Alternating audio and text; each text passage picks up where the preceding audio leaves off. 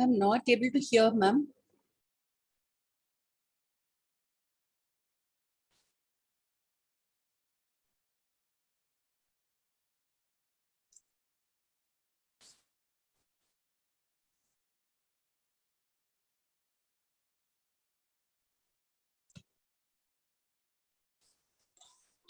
Ma'am, is the prayer not audible? Yes, ma'am, it's not audible.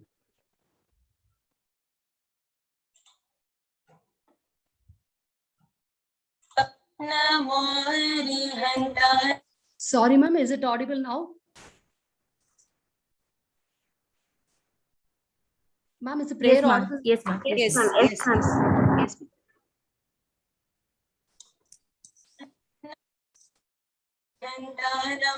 Namo Seladaram, Namo Ayariyanam, Namo Vajayanam, Namo Lohe Sarasahunam, Eso Panchanamo Karo, Sarva Baba Panasano, Mangalanam Chesavesim,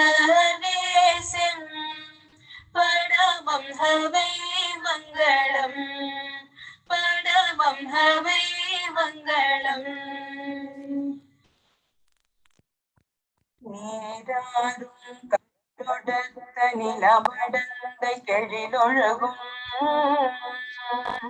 சீராரும் வதனமெத திகழ்வரத கண்டமிதில் தெக்கனமும் அதிசிறந்த திராவிடனல் திருநாடும் தக்க சிறு பிறை நுதலும் தரிதனரும் தில வாசனை போலகும் இன்பமுற புகழ்வனக்க இறந்த பெரும் தமிழனங்கே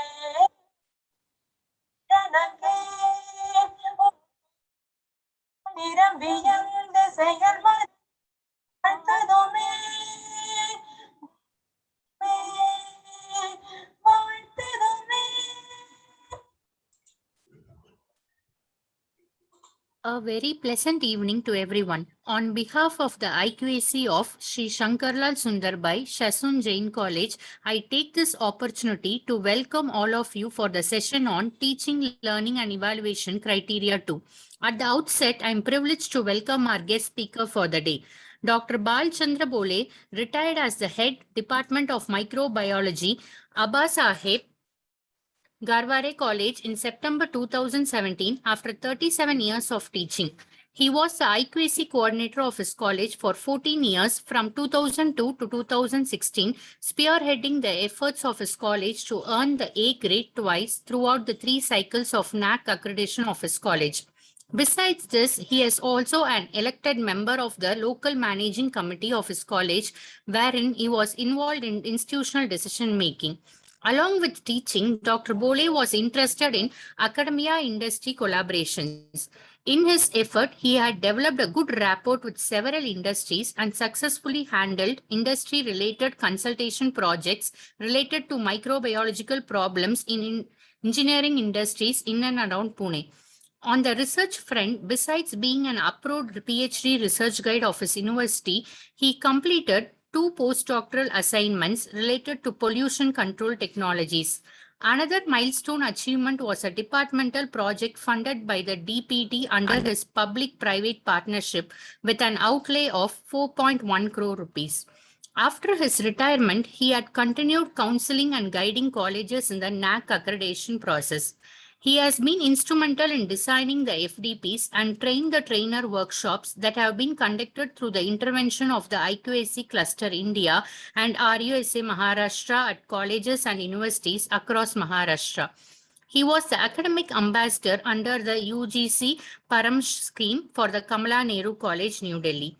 He has also been invited as a member of review committees for the NAC preparations of universities and autonomous colleges. He is a mentor to one of the founding members of the IQAC cluster. In these efforts, he had been a resource person at approximately 100 events since 2019. He is also an expert member of the colleges of 4 colleges presently. He has and is presently guiding diverse HEIs, including management, teacher education, engineering, arts, science, and college commerce for the NAC assessment and accreditation process. Sir, your presence is of great significance to us. Over to you, sir. Thank you so much. If you will allow, I will share my presentation and begin my talk today. Wait.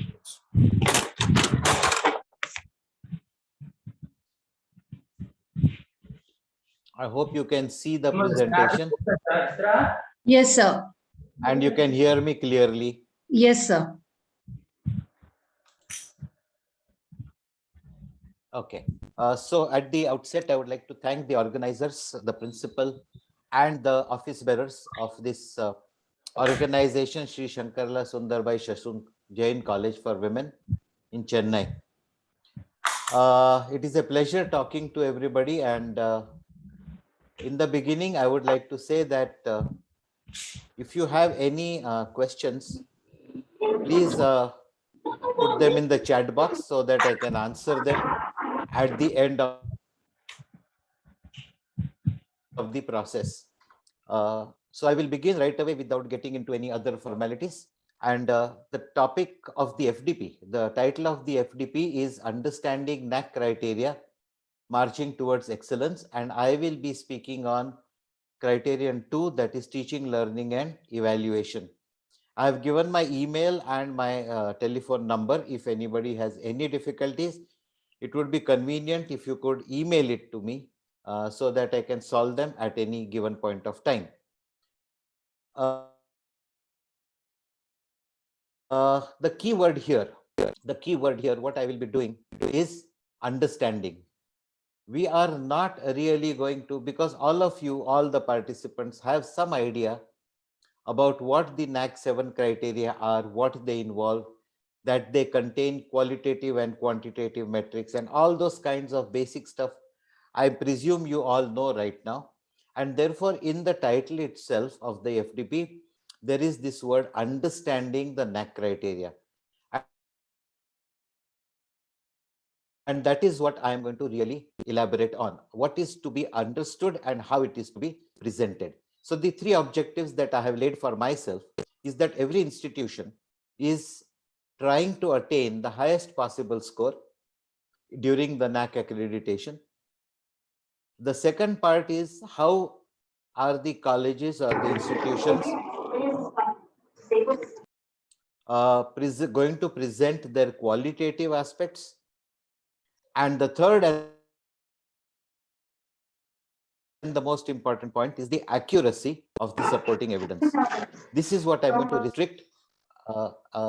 Getting a little bit of disturbance, if you could just mute yourself. Thank you so much. Accuracy of the supporting evidence, because that, it seems, over the last 1 year is becoming a prime concern when we submit the SSR or the AQR or any of these submissions to NAC. So these are the three objectives that I have laid for myself today.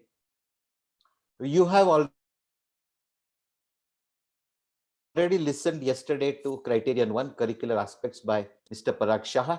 And I'm putting this slide here just to recapitulate as to what was told and what was to be understood from criterion 1, because criterion 2 will immediately follow on the background of this first criterion.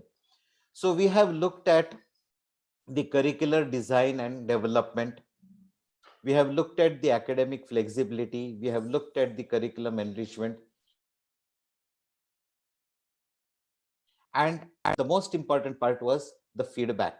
So when we are looking at these points, when we come to implementing this curriculum or implementing the enrichment processes or implementing the feedback in the teaching, learning, and evaluation processes, we need to understand that we are standing on the background of a very strong curriculum which has been designed by either the university and which has been enriched by the college itself. And what is the kind of academic flexibility that the college is offering to the girls or to the students who are coming to the college? And what is their say on it? What is the say of the students and the other relevant stakeholders on the curriculum that you have mentioned. So the foundation has already been laid by the curricular aspects. So from there, we are going to take up as to how this particular curriculum is to be deployed in the teaching, learning, and evaluation process. So coming to criterion 2, we are talking about teaching, learning, and evaluation, and this is a very intricate triangle which is going to and fro. And when it starts going to and fro, okay, when it starts going to and fro in this direction, you will see this direction, and this direction. So you cannot isolate one from the other. You cannot say that my teaching is very good, but my learning is not very good. Okay, the students.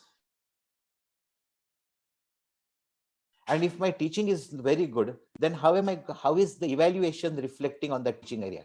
So in that context, how is the evaluation part really reflecting on my teaching and ultimately on the learning process of the students? So in that context, the key indicators, if you look at this graphic, it says key performance indicators.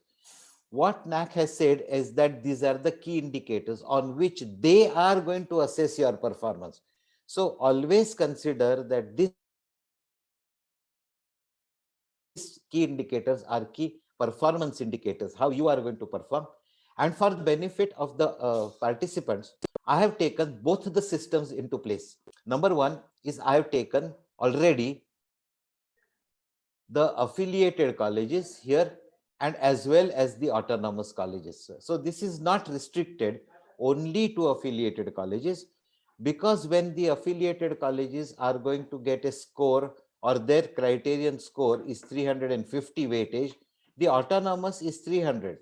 So if the autonomous college is more responsible for their curriculum, then why is the teaching learning process being evaluated at a lower weightage? So I will come to those reasons also, right? And I will try to elaborate on them at that point of time. So if you are looking at this now, if you are looking at criterion T2, and we are looking at the key indicators, key performance indicators 2.1, 2.2, 2.3, 4, 5, 6, and 7. We have 7 key indicators. So we are looking at an input, output, and process system. So the IPO system is being looked at here. The input is the students. How many students are you catering to? And what is the diversity needed there? So are we catering to the whole diversity? And this diversity is being measured in terms of their original ability when they enter the college. So this is the diversity that we are talking about. We are also talking about language diversity. We are also talking about whether they are early learners or, let us say, first or second generation learners, whether their parents are educated enough to actually understand what the curriculum is. And all these kinds of diversity is what we are talking about. And this is what we are trying to cater to. So it is not only the number of students, but it is also the diversity of students that you are catering to in terms of their learning abilities. So that is your first input. If you don't have students, you don't run a college. The third key indicator is the teaching learning process itself. Now, when we are looking at a process of teaching and learning, the teacher comes to class, delivers something, goes back, the students have learned something, they also come to the class, they go back. But is this process effective? And to measure that effectivity is our prime concern. So understanding the part that the effectivity of the process is being measured is to be understood. Then coming to the third part, this is another major input where all the participants today should be concerned with. What is the teacher profile and quality? I personally do not like the word quality because the way it has been measured, or it is parameterized in the NAAC assessment, is on the basis of a degree. It does not in any way say or try to measure the efficiency of the teacher in the teaching process. That is only reflected in the student satisfaction survey, right? That is what we are actually looking at. So when we are looking at the teacher quality, even if I have a PhD and I have a lot of research experience, it might be a limitation for me to think that because I have a PhD, I will be able to teach better. That may not be so, because my methodology of teaching may not be absolutely accurate for the type of learners, especially in the UG classes where I'm talking about. Whereas the teacher profile, which is another input, is fundamentally talking about how much experience the teachers have, how many teachers are committed. Because everywhere, if you are looking at this particular criterion, you have been asked a measurement of how many full-time teachers there are. And this has been aptly identified as those teachers who take a full-time workload and are near or at least permanently employed with the institution. So there, the measure, indirect measure, is the commitment of that teacher to the institution. If we are taking ad hoc students, then this ad hoc teachers, then the ad hoc teachers may or may not be committed to teaching in that intensity as compared to another full-time teacher. So this is where we need to understand why we need full-time teachers. The third part, which is, though it is given in the output area, it is still an input, because the reforms that you have made, the evaluation process is going to be on the hinge, on the fence of the input and output.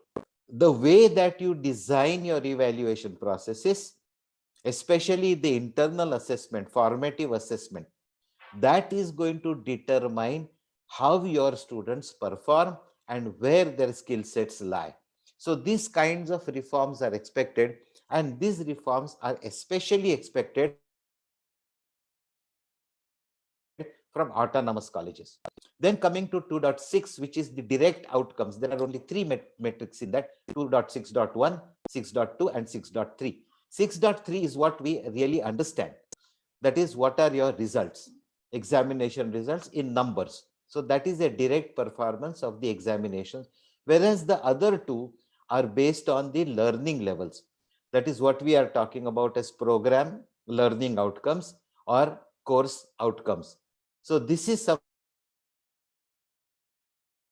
something which is introduced and which has been derived from professional courses such as engineering. And that is why sometimes undergraduate and postgraduate colleges which teach arts, science, and commerce would find it difficult to define, articulate, and map these learning outcomes.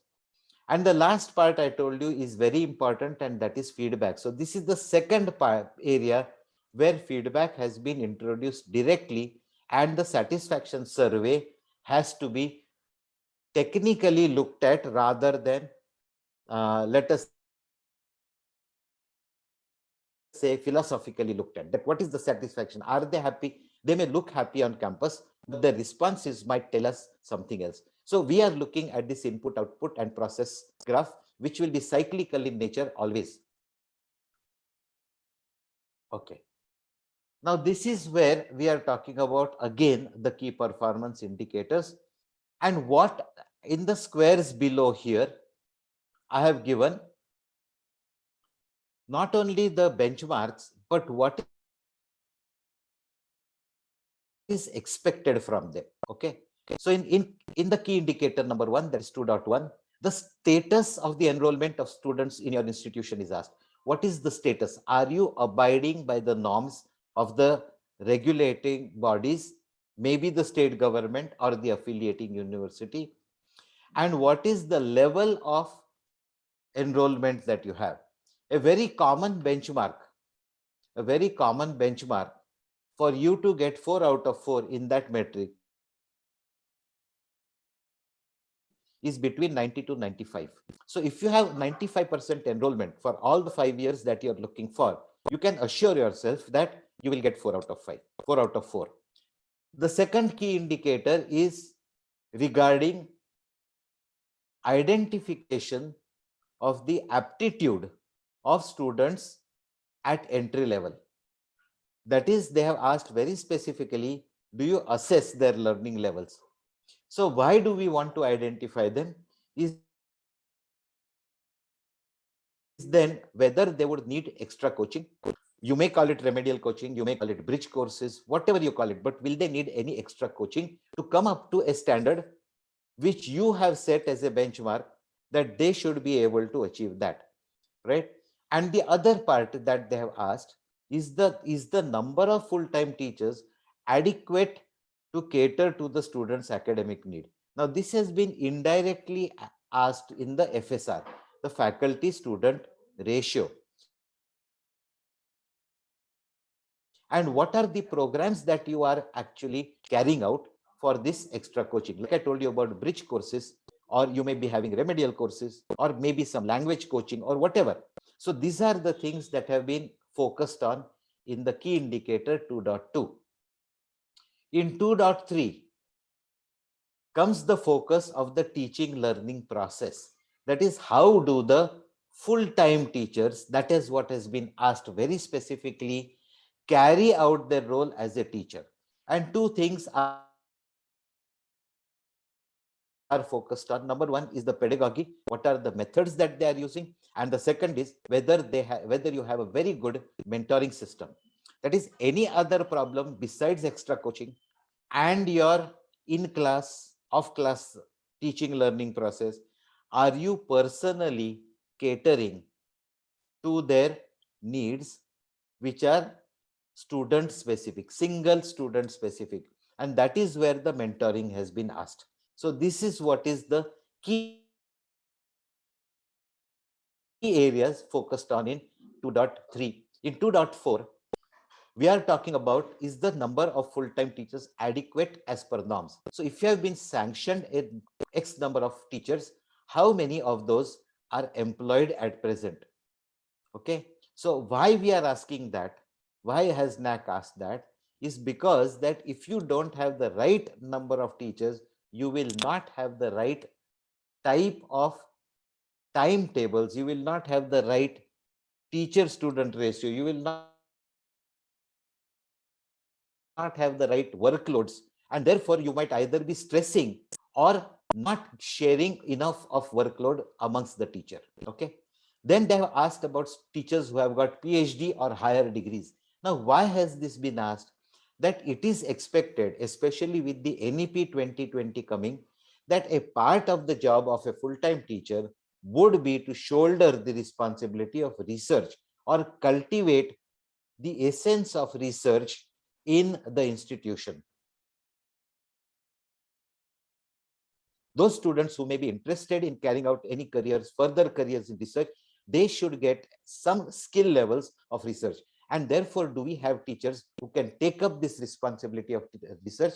And the other part, which is indirectly focused on, but which will come in criterion 3, would be that do these researchers in your institution actually get funding to carry out projects, and these projects can be shared with the students and they can be involved in the process for experiential learning. And ultimately, what is talked about is what is the mix of teachers in your institution. So this mix of teachers which you are talking about is fundamentally talking about teachers who are interested, who participate in different activities of the institution. So it is expected that at least 95% of the sanctioned strength at any given point should be appointed. Ideally, it should be 100%. But as we know, there is people go and come, and therefore this small leeway may be given, right? And therefore at least 95% should be appointed. I know that in some states in India, there is a ban. For example, in Maharashtra, till recently, even now,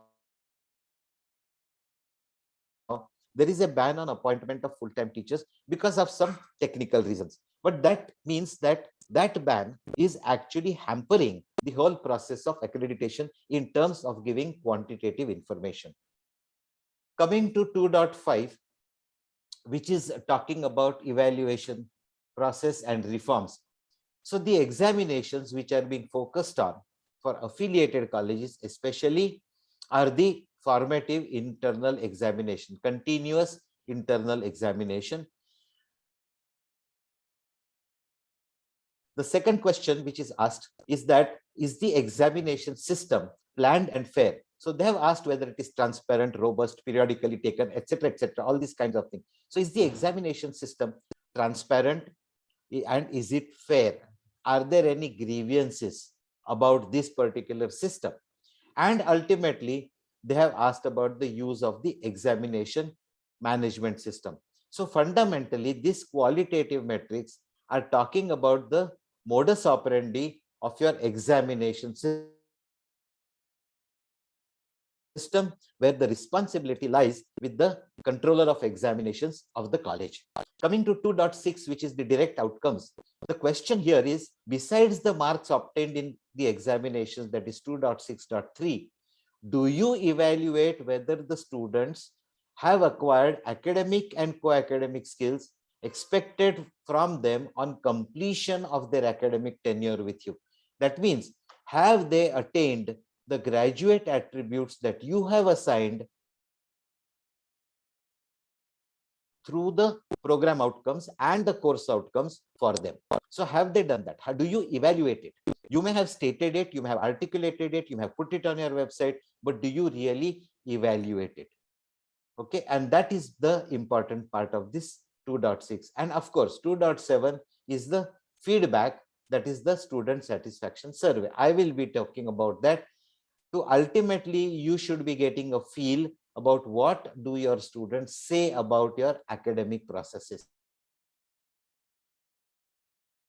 So this is fundamentally what is the whole criterion. Now what we are looking at is, I have separated these particular key indicators into qualitative and quantitative metrics. So first of all, we come to the quantitative metrics, and you will see a number 11 there. Now that means that there are 11 metrics, quantitative metrics, but please note that all these are not for affiliated colleges. These are the 11 that you will consider for both autonomous as well as the affiliated. The ones that I have highlighted in 2.5,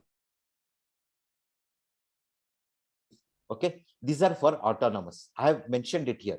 So if you minus them from this, you will get 9, okay, for affiliated colleges, whereas for autonomous colleges, it will be 11 metrics, okay. So this is something which you want to look at. In 2.1, the data templates are given on average enrollment percentage, etc. In 2.2 and 2.3, you are not expected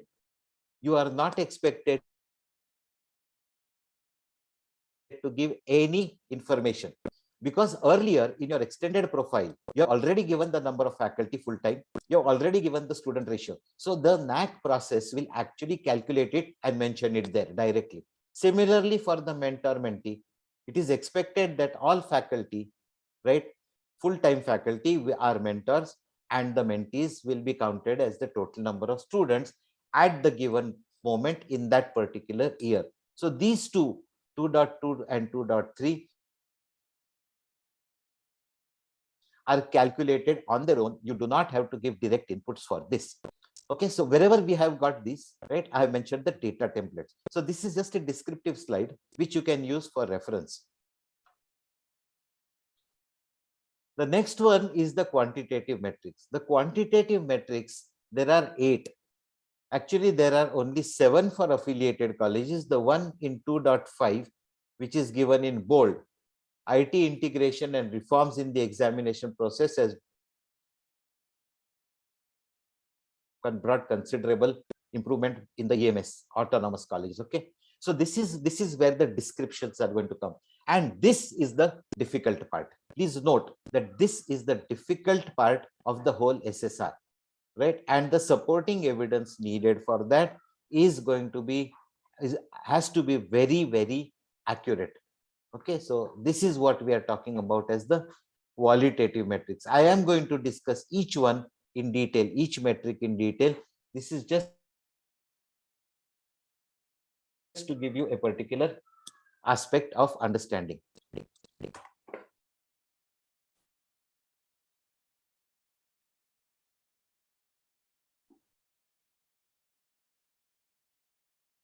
Okay, so coming down to the metrics per se, we have got two types of metrics, and for the quantitative metrics, the college will have to set its own benchmark.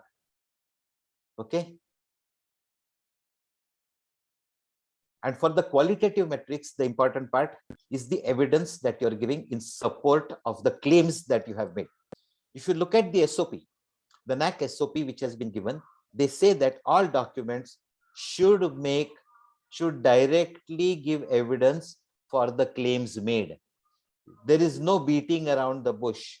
Otherwise, you will get n number of clarifications. For each quantitative metric, which I'm going to discuss, I am going to talk about, I'm going to show you the data template, what it means. I'm going to show you as per the NAC SOP, what are the supporting documents. And I'm also going to tell you about what are the causes of rejection by the DBB process, because it is a quantitative metric. So this is the important part that you should be paying attention to. In the qualitative metrics, I will be talking about the points to be included in the description. What are the supporting documents that you need, because these have not been given in the SOP or anywhere else, and what are the possible causes of rejection by the peer team visit, because the qualitative metrics are going to be verified in the peer team visit. So what are the possible causes of rejection during the peer team visit? So we will carry on from there. All the quantitative metrics have been labeled in this color. The quantitative metrics have been labeled in green. So please note that when we are looking at them, please look at them in that particular format.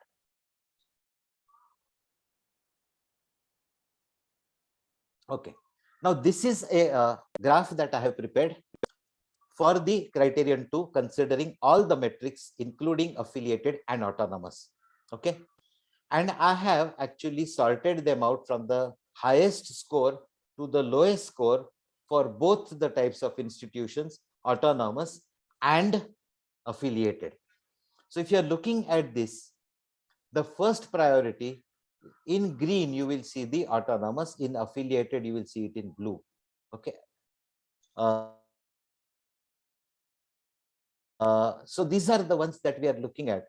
If you're looking at the online SSS, which is the highest, 2.7.1, you will see that for autonomous colleges, the weightage is less, and for affiliated colleges, the weightage is more.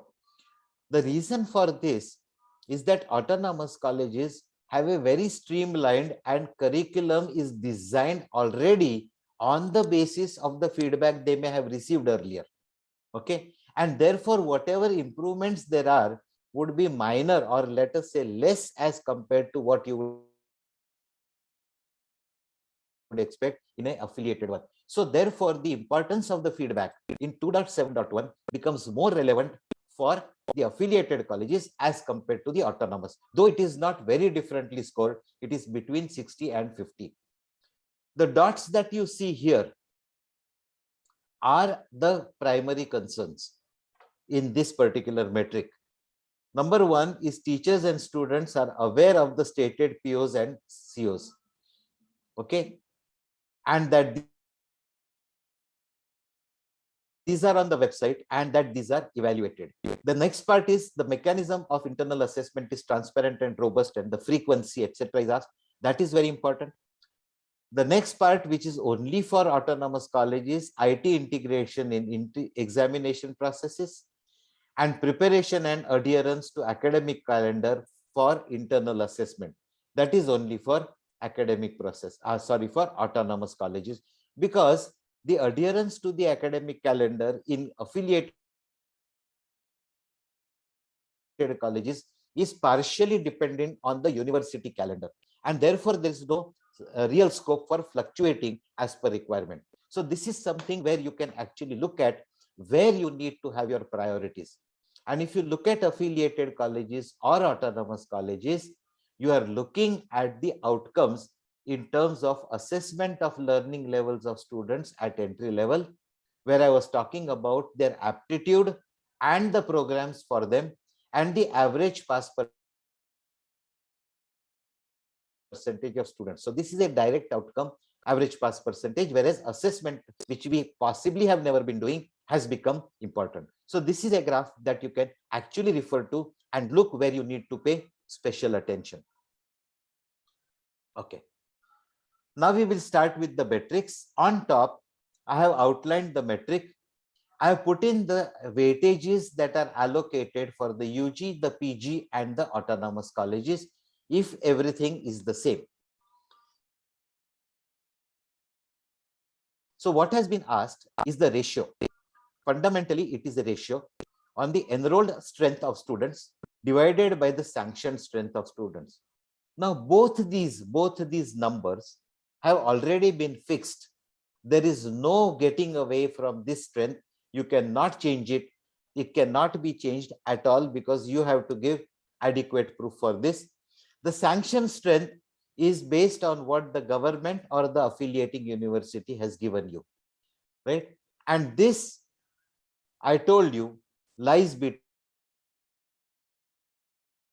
90 to 95%, 90 to 100%. That is what your enrolled strength should be as a benchmark.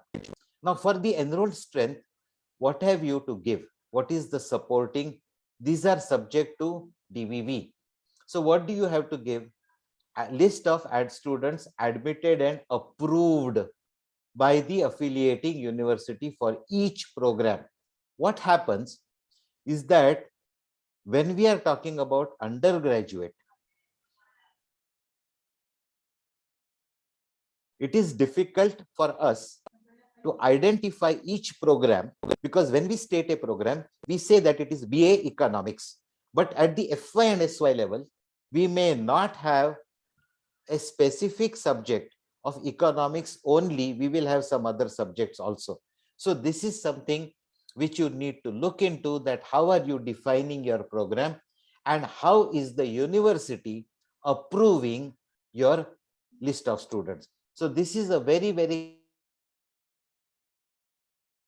critical aspect that you have to actually submit.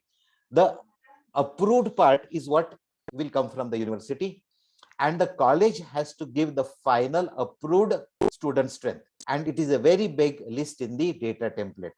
Whereas the sanctioned strength is the document which is coming for each year, each program, right, from the university or the statutory body, whichever is applicable. And for autonomous colleges, because they are receiving applications directly, they will have to actually present a list of the number of applications received for each of the programs that they are running. Okay, so this is specifically for autonomous colleges, which is not given for this affiliated colleges. And in different states, universities and state governments would possibly be giving these letters or circulars in the regional language, and therefore these need to be translated into English, and both the documents, English translation plus the original documents, need to be uploaded as evidence. Please note that several colleges have been rejected because they only gave the original documents in the language of the region. This is the data template subject to the DVV. It is very easy. Whatever number of seats, your sanctioned number of students. So there is nothing great to look into it. But what is important here is you identify the correct program. You have given this program in the extended profile and the college profile also, and also in the IIQA. The same should come here. That is what I want to tell you. The number of seats sanctioned, I told you, need to be really looked into for each program, and the number of students admitted year-wise.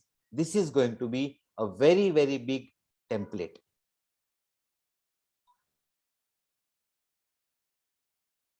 Then this is the SOP. The SOP I have divided into two. On the right, you can see for autonomous. On the left, you can see for affiliated colleges. I have told you about these documents also, right? Now here, if you're looking at it, very important, right?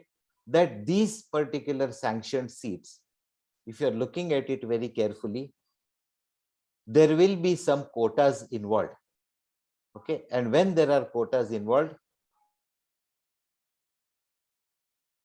they will also tell you that some kinds of supernumerary seats should not be counted. But here, you must be able to count all the seats because that comes under the sanctioned strength. And please note that whenever these documents come to you, they are usually in percentages of reservations. So for example, if a particular category is reserved for something, then that will come in a percentage. You need to convert it into a particular number, and that number has to be reflected. The same instruction is applicable when we are going to talk about seats under reservation quota. Okay, this is the important part of the metric. Why will it get rejected? The document from the affiliating university or government or statutory body, which is what I have reflected here on top. Sorry. Yeah. The documents for all 5 years are not given for each individual year, because every year the sanction strength could be different.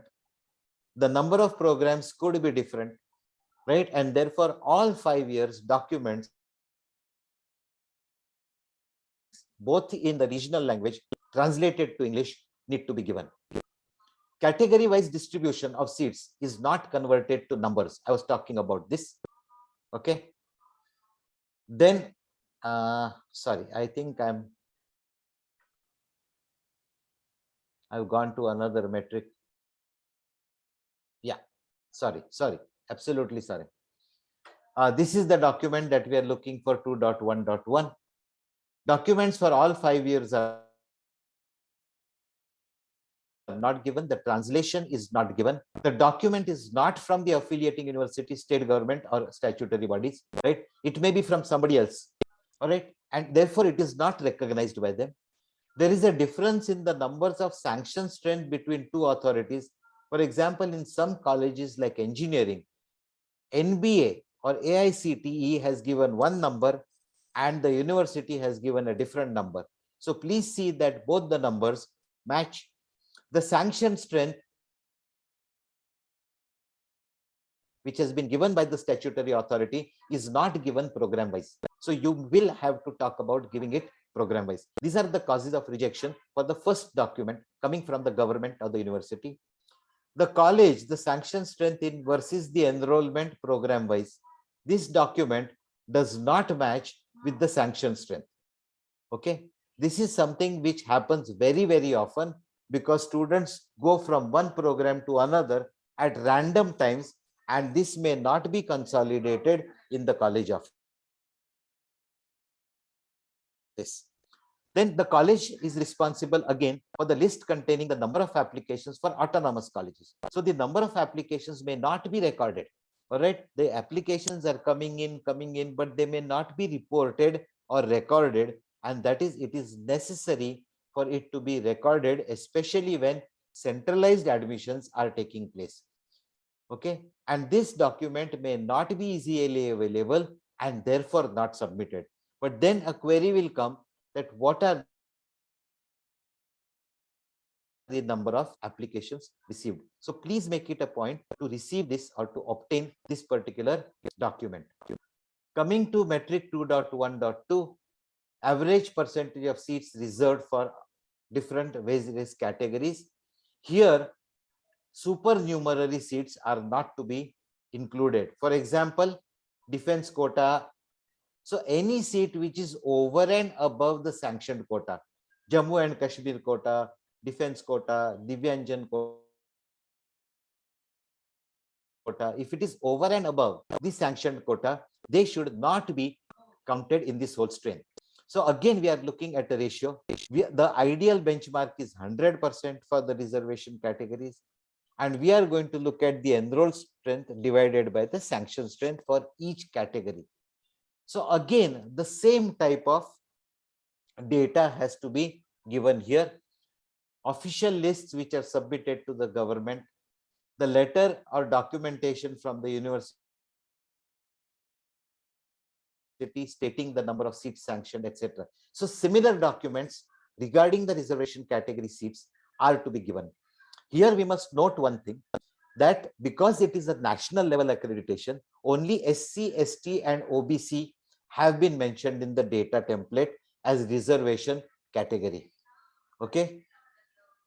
The nomadic tribes, NT, or let us say for minority colleges where there is a minority quota, those quotas have to go in the template where in the column which is labeled as 0. So this is the others. Okay. So when we are looking at the data template, we have to give it 5 years data. SC, ST, OBC, Divyanjan has been mentioned as a separate credit, general, and then others. So others are fundamentally, for example, NT or minority as per state regulations. Okay. And this particular thing, there is a problem. Sometimes what happens is that there could be a person, a student from the SC category, scheduled caste category, who has got admission based on merit and has been admitted in the general category. Because of the merit, that person has been admitted to the general category. But for scholarship purposes, in the college records, that person is still the SC category student. Now, this student will be missed out and added into the SC category here, number of students admitted. And it is possible and seen many times that the number of seats earmarked is less than the number of seats admitted. Vice versa, the number of students admitted is more than that sanctioned. So please be careful that these two figures should not be controversial or inconsistent. The number admitted should maximum be the number earmarked. Okay. Now this is what the SOP says. What I have just now said is the same thing. I'm giving this for your particular information base. Okay. And here again a translation may be required. The final admission list indicating the category as published by the HEI and signed by the principal has to be given. And this is the third one, is very important. The admission extract submitted to the state OBC, SC, ST cell every year has to be given. So these are very, very, very important parts. Okay. And this is something which I just told you, candidates belonging to the reserved category who are admitted in the general should be excluded from this particular list. Okay. Okay. Now the causes of rejection. Okay, which will go. Again, documents of all 5 years are not given accurately. English translation is not given. Category-wise distribution, percent of seats is not converted to numbers. The document is not from the affiliating authority or a statutory body. The sanction strength is not given program-wise. So what is occurring earlier is the same thing we are looking at. The category-wise list is not submitted. Okay, shows a particular category which is more than what is sanctioned. Others category is shown to be more because you have included the supernumerary, and supernumerary seats are included which they are not. So be very, very careful about these numbers. They are not difficult, but these are some of the causes of rejection which I have been seeing over a long period of time, in spite of telling the same thing to everybody. Coming to the next metric, 2.2.1, we are now entering the second key indicator. Okay. The institution assesses the learning levels of the students and organizes programs for advanced learners and slow learners. This has to be described in 500 words. So what is the description needed as to why you are doing, why you are assessing, how you are assessing, and the third part is what are the programs you are conducting for them. And all this has to come in 500 words. For your information, 500 words with normal spacing and 12 font in Times New Roman does not exceed 1.5 A4 size paper. Okay, so within this, sometimes it is less. Within this, you have to actually state how you are carrying out this exercise of assessing the learning levels of the students. Aptitude test or test to assess. What do you want to assess? Their cognitive levels. How much do they understand? What is their language proficiency? We will be talking mostly about English language proficiency because that may be the medium of instruction in most colleges. Then subject proficiency, if there is a change in discipline. For example, if an art student or a commerce student goes to arts or an art student goes to commerce, right? Then there is a change in discipline. So what is the subject proficiency? Does that student of arts faculty know anything about accountancy or what is a profit and loss account? The basics of commerce.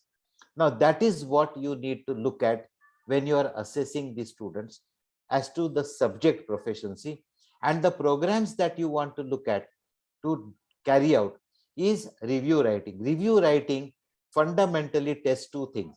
It tests their English language proficiency and it also tests their cognitive level. So if you tell them to write a review on the status, for example, because I'm taking this example today, what is the status of the Omicron virus today? What is the status? Is it as effective as something else? Can you tell them to write a review based on what is in the newspaper in English? Okay, so this simple type of assignment can be given. The second method is formative assessment.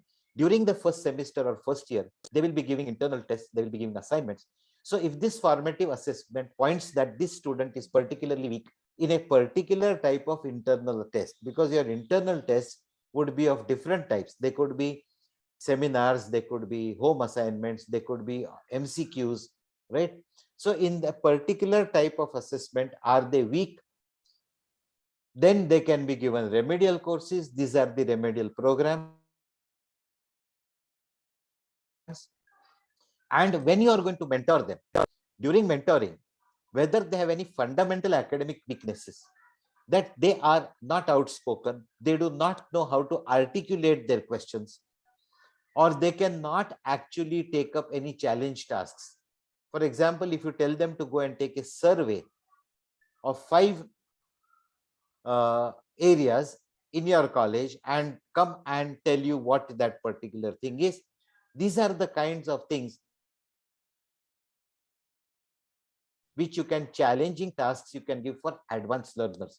Whereas the academic weaknesses you can find out during the mentoring and give them through remedial courses. So this is what your description should be given. Whatever you are doing, these are the most common types which have been reflected through many SSRs, and that is why I am trying to present them here. And how is, these are the programs. So this is the how you are going to do, what you are going to do, and if you have any reports on this, those will go as additional information in your, on your website or wherever it is asked in the metric. Okay. So what is the supporting evidence? This is going to be assessed in the peer team visit.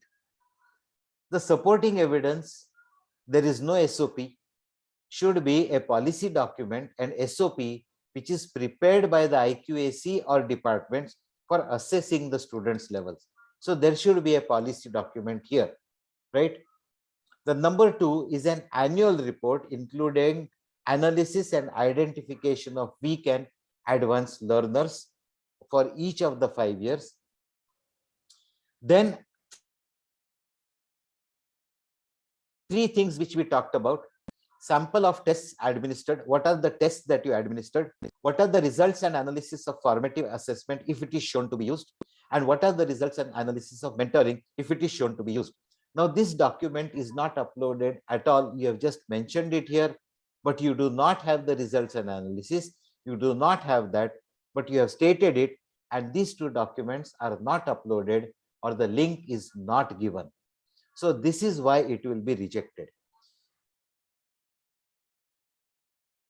And fundamentally, all the programs you conduct, remedial, bridge, whatever programs you are conducting, whether it is for language or etc., there should be a singular report for each program, and that report should be uploaded onto the particular, with the particular metric.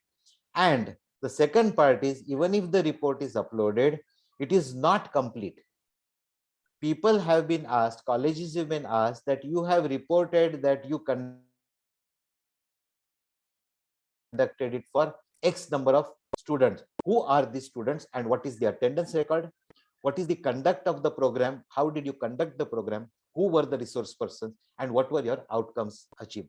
Now, one of the outcomes is measured by the feedback of the students on that particular program. So if you don't have this, that particular thing will create a query and will be rejected at that time. Okay. Coming to the next quantitative metric, that is 2.2.2.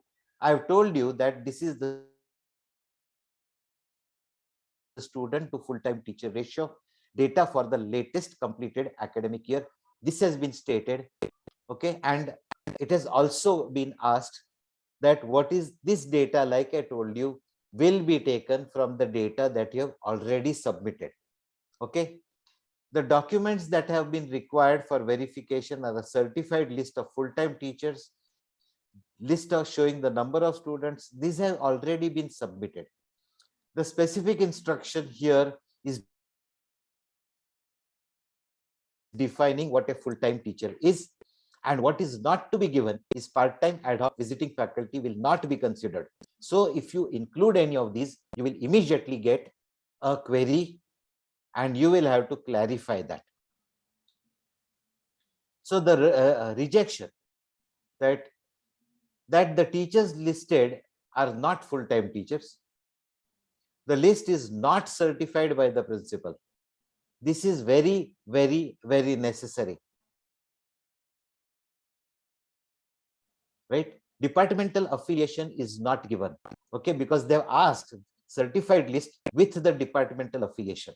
Okay, and part-time and ad hoc faculty is included because you have used the definition that they are taking 90% or more of the workload. Now, if they are taking that, they will not be called as part-time. Right? You either have to categorize them as full-time or part-time or ad hoc or visiting. So whatever that category is, please look at it very, very carefully. See who are the full-time teachers and only mention those. Then the list of number of students across all years, this has already been given, but may not have been given program-wise. Students of all years, especially the first years of the accreditation, and are not given, and the list is not certified again by the principal or the director of the institution. This is very, very, very important. Then coming to the next key indicator, 2.3. Okay, we are talking about coming down to teaching, learning, pedagogy. Now, what we have been asked in the first metric is a qualitative metric, that student-centric methods such as experiential learning, participative learning, problem solving are used for enhancing learning experiences. The key word is enhancing learning experiences. Okay, and therefore when we are looking at all the student-centric methods and we are looking at the enhancing the learning experience of the student, we are looking at customer-based, or let us say student-based satisfaction. And when we are looking at student-based satisfaction, we need to understand that all our pedagogy, all our student-teacher pedagogy has to be aligned with the PO and CO. The methods which we are going to describe, where are they used? Because all methods cannot be used everywhere in all programs. What are the methods or the activities that you are conducting to enhance the learning experience, right? You are giving them a basic learning experience. To enhance that, what are you doing? So if you are looking at the last part, which is the most important, then I have classified them inside the classroom, outside the classroom. So a group discussion can enhance the learning experience. Review writing can enhance. Home assignments. So everything besides lecturing, right? Home assignments, peer assisted learning, right, is inside the classroom. Outside the classroom, field visits, surveys, interactions with potential employers, and attending conferences, workshops, and seminars, right? This can be enhancing their learning experiences. And ultimately, whether it is inside the classroom or outside the classroom, working on real life problems in multidisciplinary teams, which will improve their critical thinking and problem solving abilities. That is what we are looking at. Very, very specific things need to be mentioned.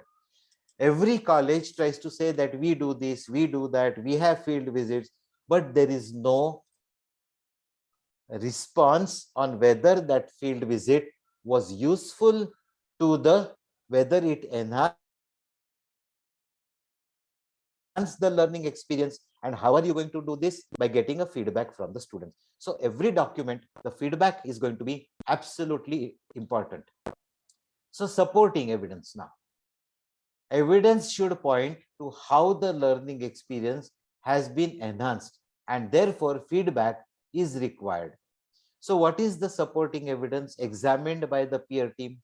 Is that the reports regarding the conduct of these activities that we have mentioned earlier, what is the report going to contain?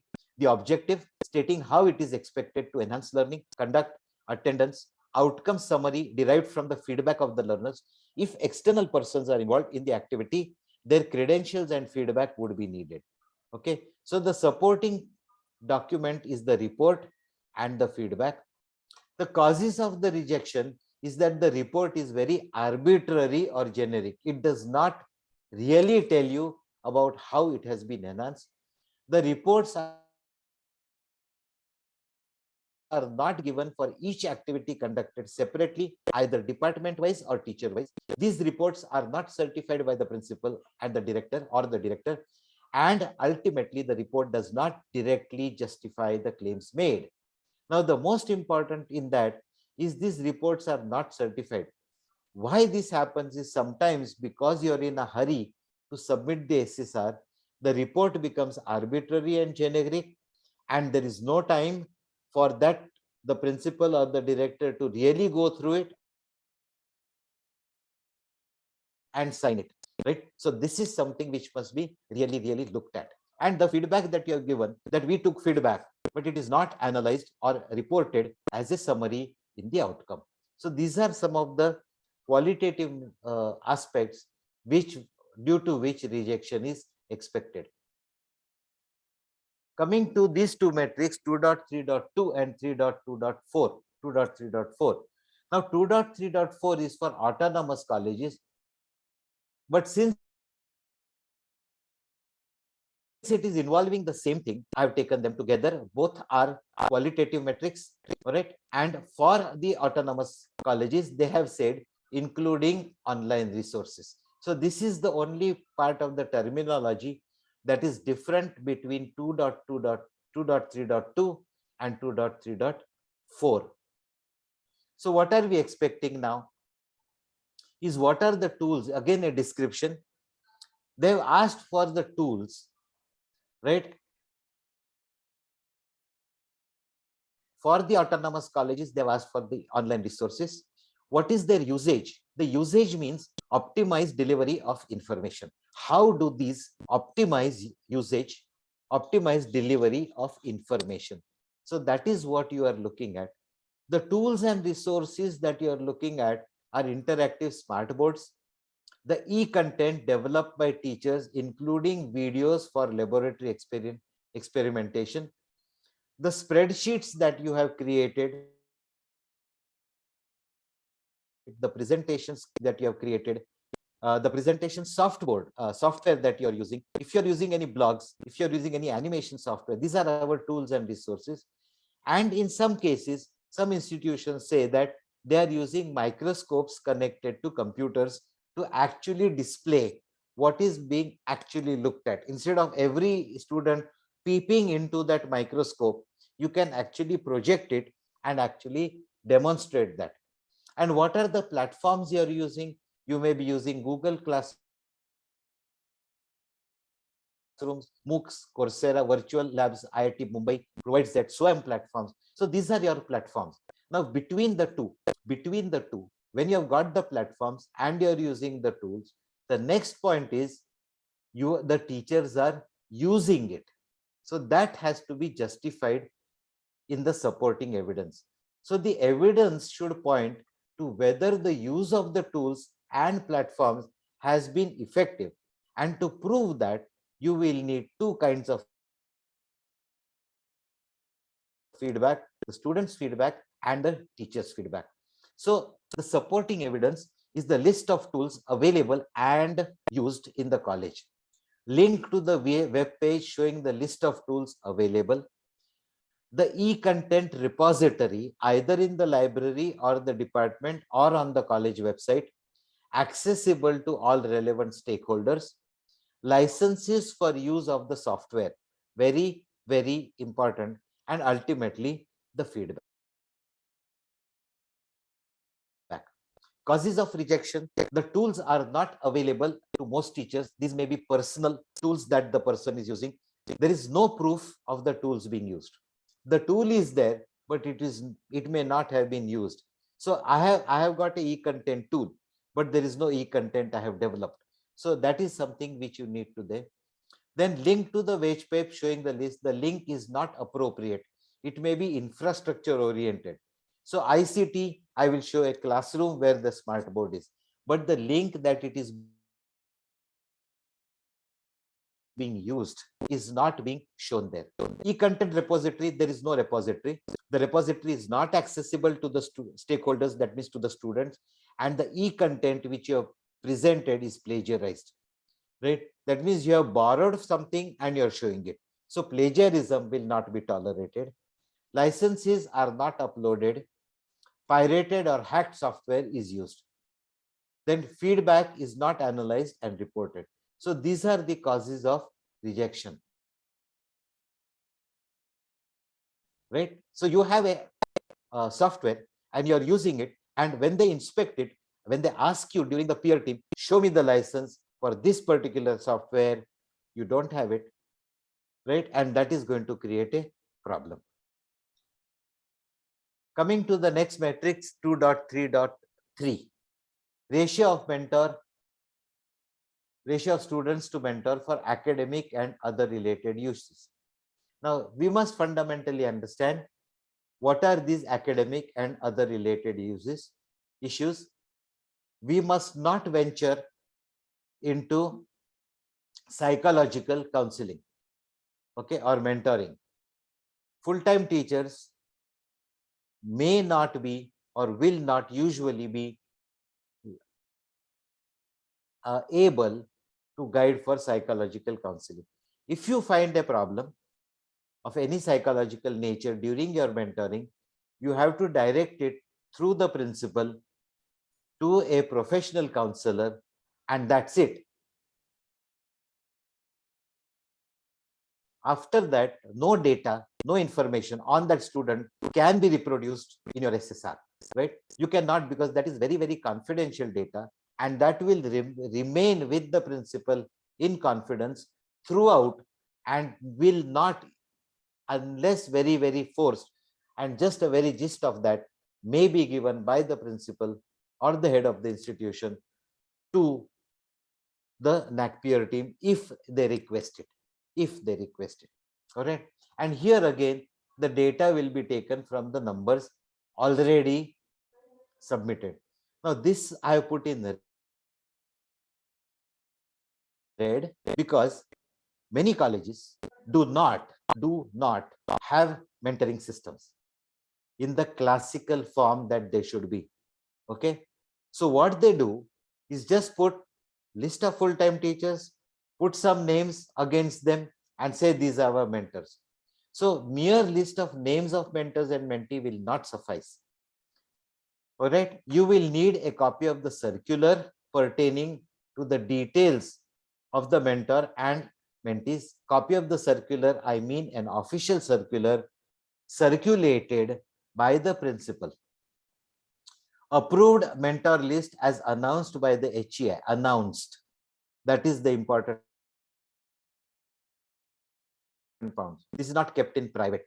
And in addition, this is the most important point. So even if all this is given, if you do not give this, issues raised and resolved in the mentor-mentee system, in the mentor system, has to be attached mentor-wise. So a record has to be kept by each mentor that what were the issues raised, whether they were resolved, and if they were resolved, how were these resolved. These have to be attached as supporting evidence. If this is not there, you can expect a 0 out of 4, even if you have, because this data is going to be taken already. So this is the most important part, and this is another important part.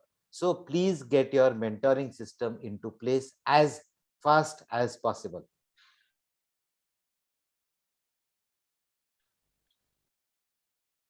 Sorry.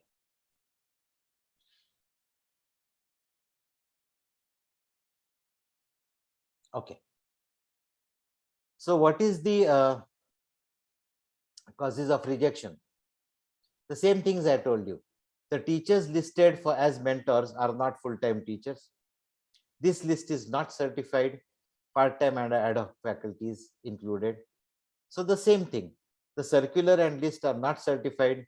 Acknowledgement from each mentor is not given that yes, we agree to this. The circular is not notified to all stakeholders, that is the mentors and the mentees. The mentees also should know that. Then list of students is not given program wise or department wise. Students of all years are not included, only TY students or second year students are included. And the list is not again certified by the principal. The documentation, that is the report regarding issues raised, is not given. This is of utmost importance. And the document is not given for each mentor. So this is something which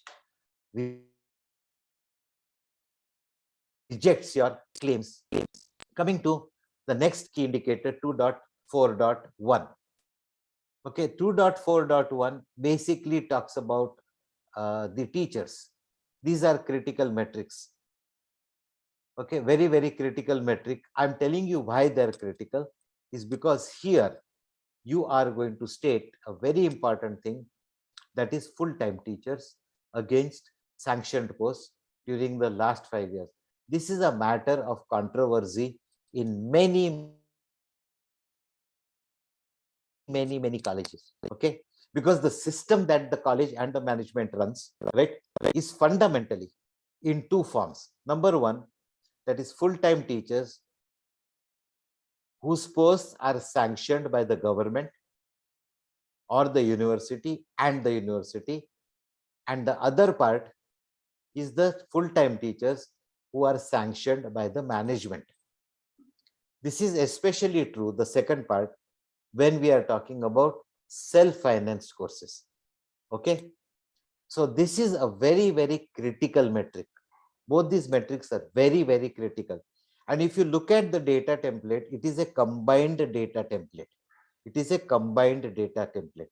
Okay, for 2.4.1 and 2.4.3. And this is also used for verification of the teacher data for metrics 2.2.2 and 2.2.3.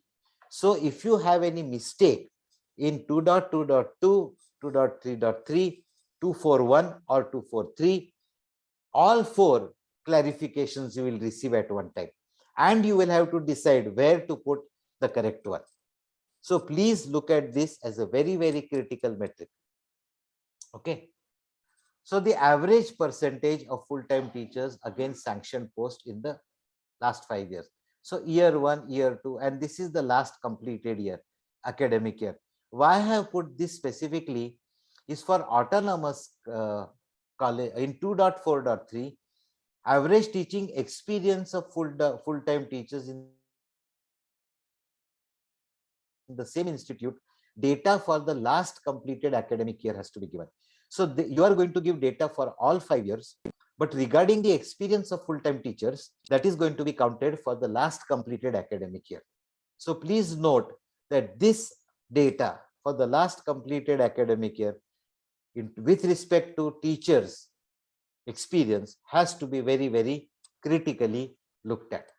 Okay, please note that very, very carefully. And another thing is this one.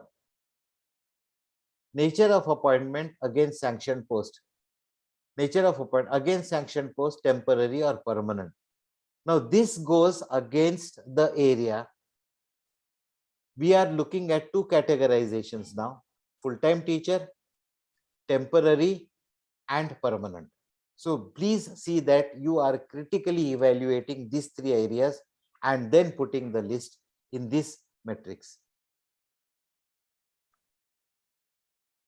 Okay. What is going to be needed by the SOP is the sanction letters. The sanction letters are going to be required. Like I said, the management also can sanction the posts, right? And the departmental affiliation has to be given. Appointment letter of all the teachers can be asked and will be asked in the DVV clarification. And mere appointment letters provided in the regional language cannot be considered. So you need an English translation again. And avoid inclusion of part-time, ad hoc and visiting faculty. So you must avoid these. Okay. In case of 2.4.3, right, I have told you the same thing. There is nothing great in it except that the dates of appointment should be clearly corresponding with the appointment letters given. All right. So this is going to determine that. If you write 14 years and the date of appointment, because the DVV, in the DVV, they have software to recognize the date of appointment as given in the appointment letter. And that is what they use. They don't use the data that you have given as 14 years. Okay. If it is 14 years and 10 months, they will count it as 15. If it is 13 years and 2 months, you will count it as 14, they will count it as 13.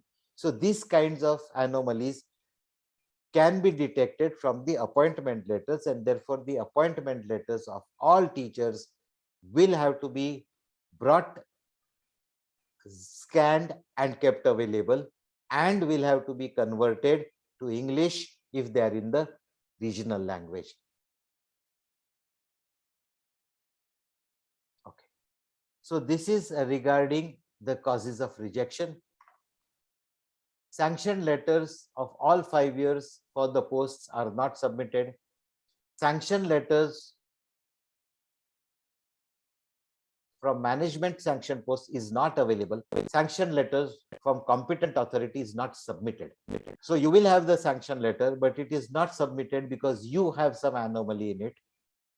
Then departmental affiliation is not stated in the appointment letter as given by the institution, because the university or the government does not say that you give this department. They may say that you want for sociology or you want for commerce, but the department is assigned by the institution or the management of the institution. So that affiliation is necessary. Appointment letters of all teachers are not submitted or available. list submitted does not match with list submitted in other metrics. I told you about the other metrics 2.2.2 and 2.3.3, and experience certificate appointment letter of full-time teachers does not show the date of the confirmed appointment, right? So these are some of the things that you must remember. These are the causes of rejection. The next we come to 2.4.2. This is, I told you about the teachers. The same thing is applicable for the PG affiliated and the autonomous colleges. These 4 columns are additional, right? Now this is 3.1.2 and 3.3.1. So these 3 data templates are given together. Please note that, of which the other 2, 3.1.2 and 3.3.1 will come in criterion 3. So I'm not going to discuss those, but here you just have to give the names of the teachers, the qualification of the teacher, whether that person is a recognized guide for PhD, and the year of recognition. So this is what is applicable to this particular criterion, that is criterion 2. The remaining are for PG and affiliated. Okay. Then for 2.4.2, all the PhD certificates or these certificates awarded have to be given, have to be scanned, and have to be uploaded. The doctorate degrees, if there are doctorate degrees or the higher degrees, should be from the UGC recognized universities only to be considered. If they are from anywhere else, they are not going to be considered. Then the list of certificates should be provided as per the academic session wise. That means 2019 certificates, whatever you are giving there, should be as per the teachers and the academic session. And honorary doctorate degrees not to be considered even if they are from a recognized university, because it is an honorary doctorate degree. So these are the things to remember. The causes of rejection are that the teachers listed are not full-time. So you may have a visiting faculty who is a PhD and you have included that person, not allowed. The list is not arranged academic year wise. The teacher is counted twice, as he or she may be having 2 degrees that qualify in this metric. So that is not going to be allowed, because here we are talking about percentage of teachers. We are not talking about percentage of degrees. Okay. So if the teacher has got 2 degrees that qualify, that person will only be counted once. The degrees are not awarded by the UGC recognized. I just told you about this earlier. Okay, so these are some of the things you need to look at, causes of rejection. Then coming to the next key indicator, 2.5. This is regarding evaluation mechanisms and reforms. So we are talking about mostly we are talking about internal assessment in 2.5.1. Mechanism of internal assessment is transparent and robust in terms of frequency and mode. Now, what do we mean by that? Let us understand that. Internal assessment being transparent, what does it mean? That the tests which you are going to conduct are announced such that sufficient time is given for preparation. So tests which are given at the last moment, right? Pop tests as they're called. You should try to avoid them, because then you have not really given time for the students to prepare. The second one is again important. The students are aware of the assessment parameters used by teachers. Now, this is not really going to be directly applicable for MCQs or for the typical question papers that we set marks are given assessment. What are the parameters that you are going to assess? For example, if you are taking a seminar in internal assessment, on what basis are you assessing that seminar? It could be on body language, it could be on the content, it could be on how well that particular presentation was given, what is the speech level or the cognition level of the student, what is the student's proficiency in the language, what is the quality of questions that came about. So these assessment parameters that you set, okay, should be known to the students before you really assess that particular thing. For example, if you are giving an assignment, what is the assignment going to be assessed on? Is it going to be assessed on what the conclusions were drawn? What were the number of resources which were tapped and used? How have they presented? What is the language? What is the way in which they have written? Have they restricted to the number of words that you gave them? Have they obeyed the deadlines? All these kinds of assessment are given. And at least in our university, we have this, that the marks of internal assessment before submitting to the university are notified to the students, and we take signatures that they agree with these marks. Now, that is what we mean by transparency. When we are talking about frequency of internal, at least 3 to 4 tests could be taken per semester, so that different types of tests are given, because students have different abilities. They can excel at presentation, but they may not excel in home assignments. So these kinds of different types of tests and the frequency can be related to each other. Robustness, that does your internal assessment test for all learning outcomes, whether they're course outcomes or program outcomes? Do you give a variety of tests? Where question papers are set, are they audited? Are they really looked at? Or otherwise you're just saying, explain, describe, write short note on, and explain something. The same question can come in next year's paper and say, describe the same thing. So do you understand what you need from the description, what you need from the explanation? So have you audited your question paper? And will the students be graded according to their ability? Now, this will only come if the question paper is very robust. Okay, that if there is a difficulty level in the question papers, then some students will not attempt a particular question which is difficult. And if you can find out that, you will be able to find out that which student has not attempted question number 5, and therefore the ability of the student is less, which you can use when you're talking about assessing students' learning abilities. So this is another step which is related to the previous parameter. And what is the mode? In class tests, oral presentation, home assignment, many modes can be used for testing the student. So this is what you need to put in your description. The next one is, what is the supporting evidence? The most important supporting evidence is the policy document and SOP for conduct of internal assessment, to include all parameters of assessment. And this should be notified. This should be notified to all departments and all concerned stakeholders. Then all our notifications, if you are conducting any program regarding review of regarding awareness of assessment parameters used by individual teachers, a small report can be prepared. If you are conducting a question paper audit, that document can be given.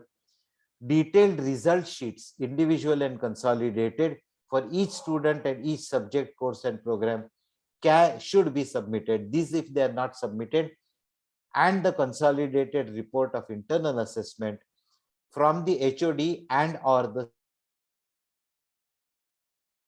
COE is not submitted. So these are some of the causes of rejection that we have seen over a lot of institutions. Coming to 2.5.1, this is for autonomous colleges. Very simple thing. Okay, that the question is very simple.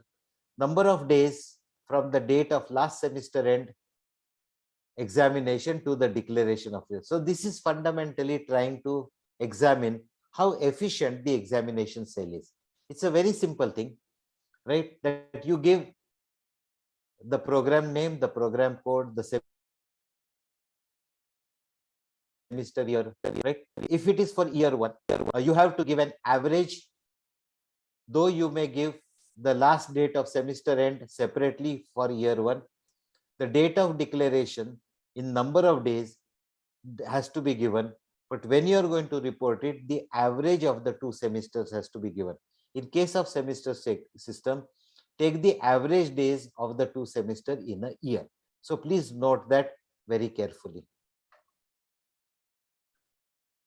Okay, there is nothing to be concerned about, right?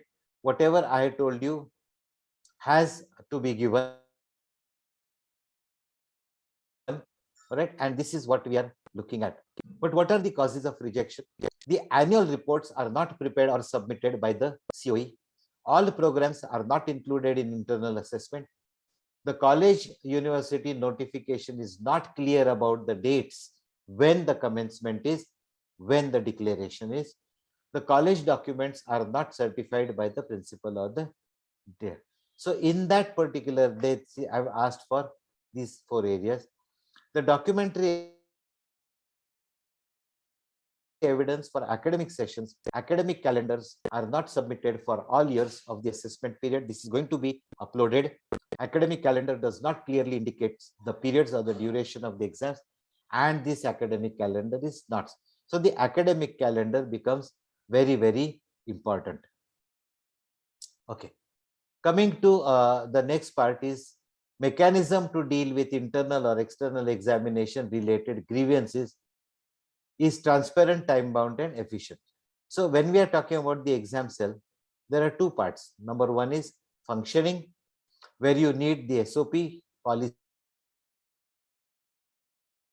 and SOP, examinations, notification, conduct, results declaration, result analysis and reporting, and grievance redressal. So in this metric, we are talking about this specific function, grievance redressal regarding exam-related grievances. And the second part is the records. So the mechanism has to be deployed, and this deployment records have to be given here. So we are looking at examination conduct and annual reports, but in between we are talking about grievance redressal, and that is the important part in this parameter or in this metric. Regarding grievance redressal, there has to be the examination cell will have to look at it. The committee will have to sit, the dates on which the grievances were received, discussed, resolved, and notified to the students. The evidence for this is the minutes of meeting. Then how was it efficient? The number that were received and the number that were redressed satisfactorily is the efficiency, and minutes of meeting, like I told you, is the evidence that this was done. So if you are looking at it now again, this metric is very simple. Sorry. Yeah. This is the supporting evidence that you need for this quantitative metric. The policy document is not prepared and not submitted. The minutes of meeting are not given, so nothing else will be there. And the list showing the number of students who have applied for revaluation and retotaling program wise and the total certified by the principal year wise for the assessment is not given. In fact, I have seen some colleges where even if they have given the policy documents and the minutes, because the list was not given, right, the whole metric has fallen and they have only got 1 out of 4, right? So this, even if the minutes of meetings are given, it does not say that how many applied and how many did that. So this is something which we need to look at. The top one is for the autonomous. This is important for affiliated colleges. So please note that very, very carefully. Coming to 2.5.3, right? This is for autonomous colleges. That is, how has the IT infrastructure integration improved. So what is improved? The process itself, okay, including continuous evaluation. So we are looking at 4 different areas where IT integration is involved. Number 1 is pre-examination processes. You can have online registration and admit cards, online communication, online attendance management, e-governance, scheduling, rescheduling, faculty management. That means the number of supervisors required, validation of the supervisors, and ultimately, after invigilation, their compensation management. So all this can be looked at as a pre-examination factor. Then after the conduct of the examination, centralized digital evaluation, what we call as OSM screen marking. So if you have an OSM system, you can have centralized digital evaluation system. So this is the highest level of intervention possible. Then the result processing and publishing. All the results that are obtained can be taken program-wise, student-wise, faculty-wise, course-wise. All these manipulations can be done, and those processing and publishing of the mark sheets. And in the last year, when we are looking at autonomous colleges, the provisional certificate and the provisional degree certificate can also be printed, published through this particular EMS system. And post-examination, to review the system, absentee rewards, then retotaling and revaluation, which is a part of the previous metric 2.5.2, and question paper stock, that the question paper will go into a repository where that question paper can be available to the stakeholders after declaration of the results for the next semester. So these are the kinds of the EMS involved, IT integration involved through the EMS of the autonomous colleges. So here now, if you go to the next one, what is the improvement part? They have asked what is the improvement. So when we are looking at the improvement, the examination papers, whether it is continuous internal or end semester or end year, the improvement is that if you're designing them properly, aligning them with POs and COs, and there is a question paper audit to identify the embedded COs, then there will be a better grading. Examination results analysis, if you can map the trends of the results for each student across tenure in the college, that means the same students semester wise results and year wise results, if they can be mapped, because you have an EMS, so you have a student ID, the student IDs can put their overall results, then you can have a better gap analysis for individual students, individual courses, and individual programs. So you can get a better gap analysis. You can also identify which teacher, right, is performing the best and what is the review on that.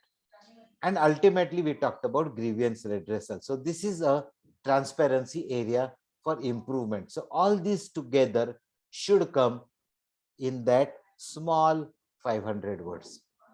And everything else will come as supporting documents.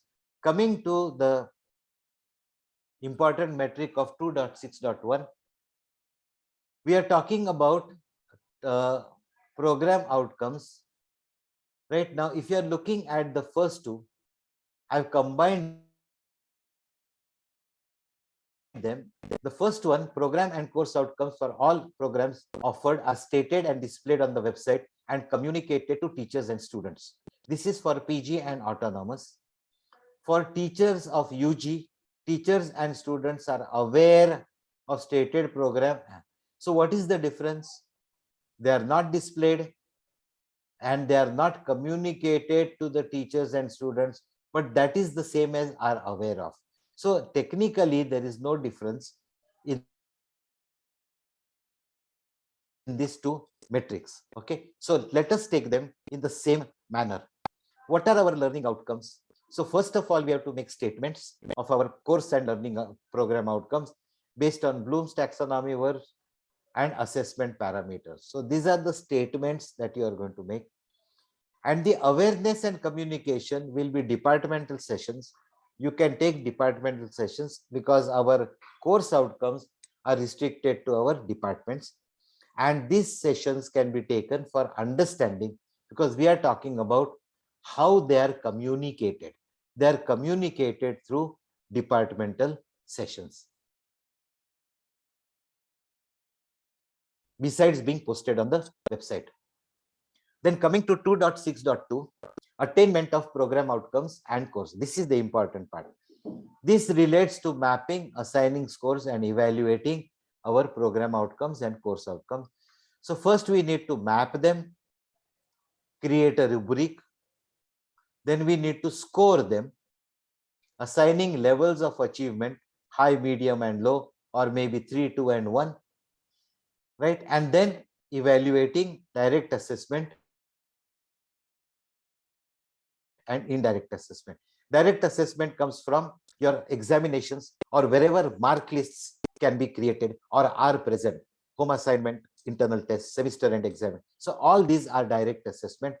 Whereas indirect assessment is what we are talking about. If you give a home assignment, you need to create based on the mark list, based on the parameters, a mark list, and then assigning the weightages for evaluation. At the present moment, under the purview of what I'm talking, I cannot really talk on the details of this. This needs a couple of more sessions, and therefore I'm restricting to what has to be described, assuming that people will come to know or already know about course outcomes and program outcomes. Then this is just an example. If you are taking an undergraduate program, first year, second year and third year, and we are taking alumni also, then this is a UG program where my program outcomes and graduate outtakes there. Then for subject number 1, there will be a program outcome which will have 4 course outcomes. Similarly, so all these, for example, the UG program is BA, the subject is BA, or the program which we are talking about here is BA Economics or Sociology. We take one of these, that is BA Economics, and in BA Economics, we have number of courses. So course outcomes lead to program outcomes, lead to the UG graduate attributes. So this is how it progresses, right? And this is what we are looking at aligning. So when we try to align them, we begin with a very simple written test, which has got 4 questions. We take the written test, whether it is semester end or internal, whether it is assignment or project, whatever it is. These examination results, which is what we get, and these examination results are our direct assessment. Along with direct assessment, we will have to include our surveys. Whatever surveys we have taken, that how our students have performed in extracurricular activities or in experiential learning, internships, field surveys or field visits. All these are indirect assessment. Combining both will be a summation of the assessment, which will become one course outcome. This course outcome will go to a program specific outcome or a program outcome, and this will be aligned with our program educational objective. So this is how the direction should be aligned, and this is what you want to describe when you are talking about how the attainment is evaluated. Coming to 2.6.3, I need not talk about this at all.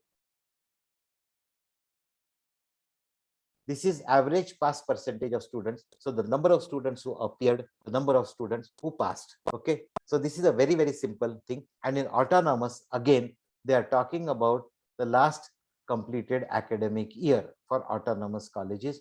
What is their pass percentage? So this is a very simple metric, nothing to elaborate on this. The only thing is that only final year students' data has to be given.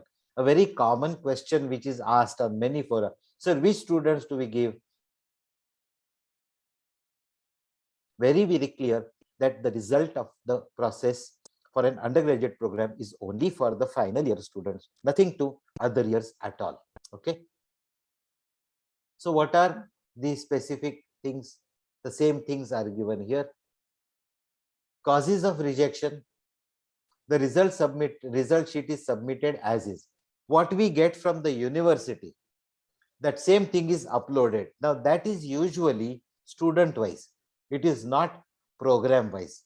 So the edited version is not submitted because what they have asked, if you look at the SOP very carefully, right, they have asked certified this report indicated this eligible for that, and the annual report of the COE highlighting the pass percentage. This is what we have asked. Okay, and then in this part they have asked that whatever we have to give for program wise, because that is what is in the data sheet. Here it is program name, it is not overall result. So because the data sheet has got a program name, our report has to be program wise and not student wise. The annual report of the COE has to be prepared and these have to be submitted to the college. And for autonomous colleges, the copy of the letter who appeared from the affiliating university, this copy is not submitted to the university at the end of the year. That what did they do? Because autonomous colleges conduct their own exams, they have their own systems, they have their own provisional degrees, and these provisional degrees, this list has to be, the copy of this letter has to be submitted to the university, and this copy of the letter has to be submitted as supporting evidence here too. Then coming on to the last one, metric 2.7.1, online satisfaction survey. This I'm not going to elaborate on because it's just a data template. One thing you should be remembering that all the data, especially the name of the student, the email ID, the mobile number, and one more thing, that is the unique enrollment ID, because that is the way in which you are going to identify, should be critically verified before submitting to the NAC. Okay, the reason is because that email ID or the phone number may not be applicable when the student receives communication from NAC.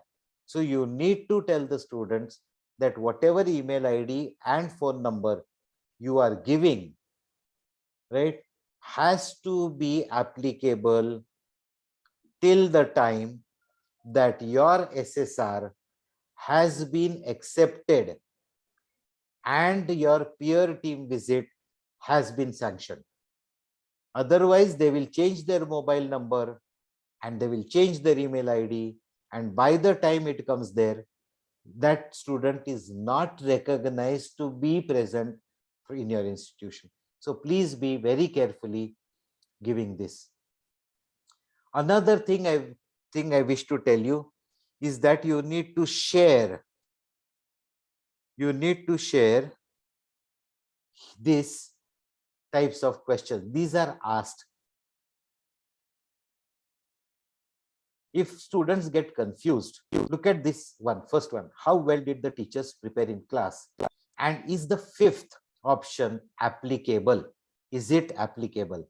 If the student gets confused and does not answer the question at all, that response is removed from the total responses. Okay. In the second case, question number 7 of the questionnaire, if the institute is promoting internship, student exchange or field visit opportunities, whether it is doing it. Supposing the institution is only talking about taking field visits and the student says that we are only going for field visits, there is no or here. There is no or. So if all three are not being done and only field visit is being done, what should I say? Right? This is something which the teacher should also talk about. Question number 8. The teaching and mentoring process in your institution facilitates you in cognitive, social, and emotional growth. Right? Just excuse me for a minute. I need to put on my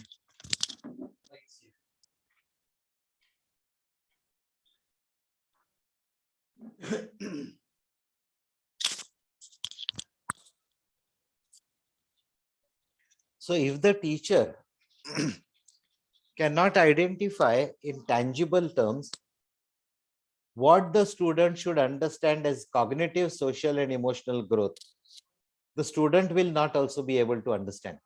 So in that context, you should train them. The institution provides multiple opportunities to learn and grow. What are these multiple opportunities?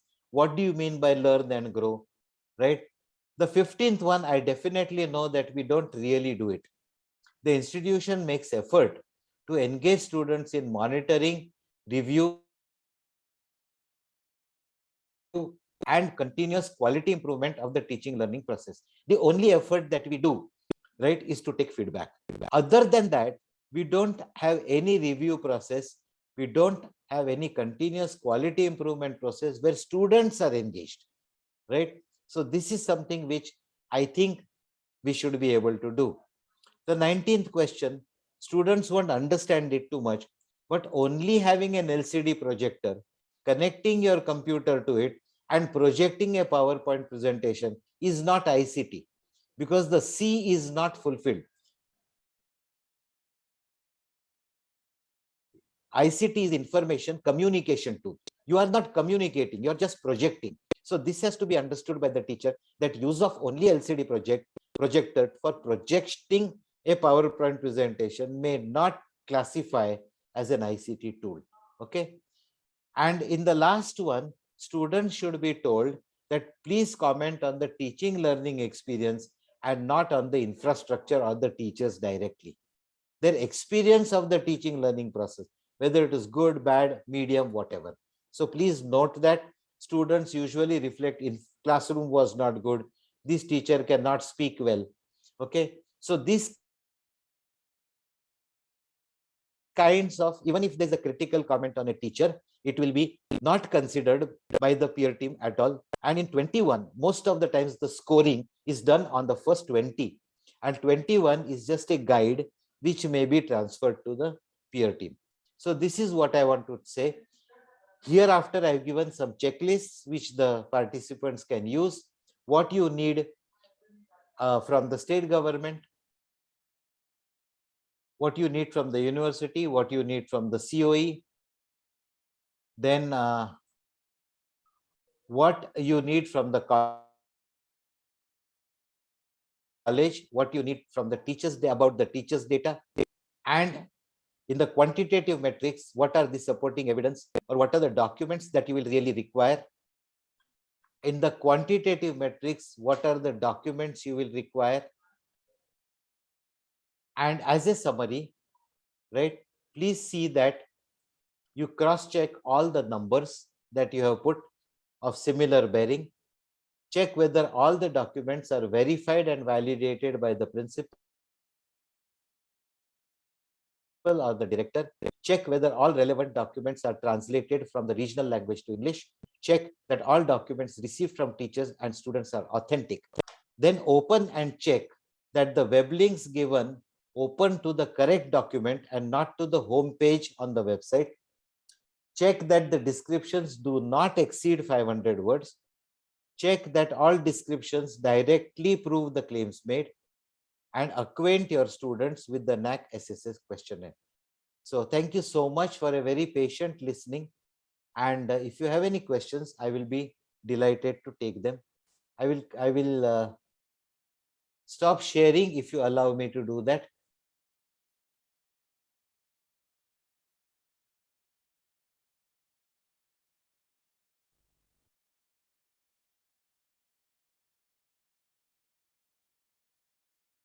Are there any questions here? If there are any questions, then I can answer them. Hello? Good evening, sir. Yes, there are Ah. some questions in the chat box. Okay. First question is cognitive test could be used as, can you please elaborate about cognitive test? Cognitive tests, which we are talking about for assessing learning students. There are different tests which are available on the internet. which are basically psychological tests, which are what we very colloquially call as aptitude tests. These are of 10 to 20 questions. You can actually take those tests for your students. Thank you, sir. Okay. The second question is, we have not got NOC for appointments of teachers since 2016 in aided section. In this case, can we consider teachers appointed by management? Yes, 100%. You can Thank you, sir. consider them. However, you will have to create a policy and you will have to see that the appointment letters are on the same lines as those given for state government or university regulated posts. So you Third just question- can't say that this person has been appointed by the management.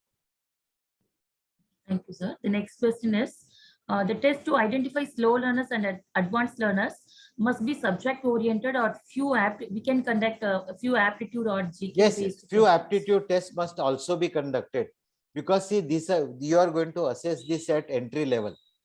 So that means if it's an undergraduate program, you are going to assess it at FY level. And these students, they don't know your subject, right? So they will be mostly analytical and aptitude tests. And if there are, supposing a student is coming for a course in biological sciences, then whatever biology that student has learned at the previous level can be assessed a little bit. A few questions on the previous level of understanding can be asked. Thank you, sir. The next question is, can we include the part-time teachers appointed by the government, In what? In what? full-time teachers? No, Can we no. consider them as a full-time? No. Because they said the part-time teacher will not have the full-time workload.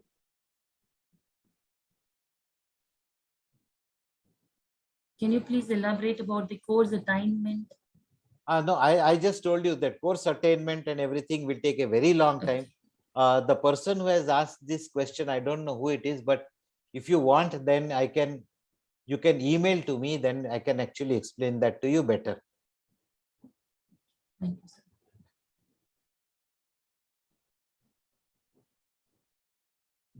Thank you, sir. Yeah.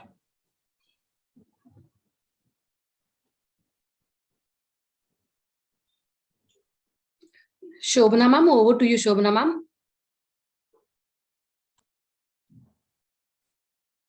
Good evening, one and all. I take immense pleasure and honor in delivering the vote of thanks on behalf of IQAC of our college. I would like to pledge my respectful thanks to our beloved Secretary Sir, Shri Abhay Shri Shrimal Jain, and our Associate Secretary Sir, Shri R. Ashok Kumar Mehta, and members of our college management for being instrumental to all of us. My sincere thanks to our respected Principal Dr. S. Padmavati, Vice Principal Dr. S. Rukmani for their constant guidance and encouragement. I would like to place my heartfelt gratitude to the resource person, Dr. Balachandra Bole, for accepting our invitation and sharing the valuable and intellectual talk. My special thanks to the participants and invitees from various institutions for their enthusiastic participation. My heartfelt thanks to the technical team for helping us in conducting this virtual event. Once again, I thank one and all. I request all the participants to fill the feedback link posted in the chat box.